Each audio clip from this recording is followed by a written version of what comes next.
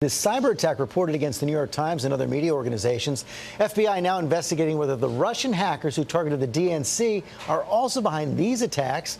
ABC's chief investigative correspondent Brian Ross tracking the case. Good morning, Brian.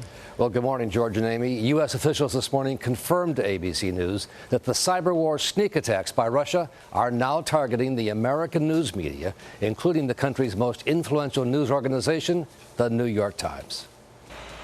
No group of journalists is better connected than those inside this building, with the most sensitive, high-level sources inside government. Russian intelligence wants to know what the New York Times is going to write before it writes it, and they want to know who their sources are inside Russia.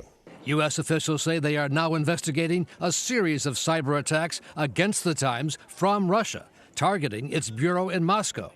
The Times says none of its internal systems was breached or compromised. Officials say the attacks came from the same Russian hackers who did compromise the computers of the Democratic National Committee. The telltale signs from the DNC were the IP addresses that were being used were previously attributed to Russian attacks.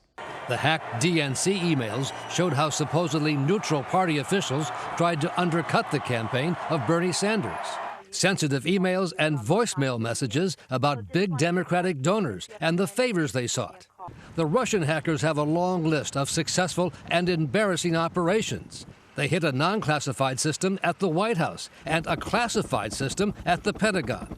A report last week said Russian hackers had successfully compromised a private communications network for a foundation run by American billionaire George Soros.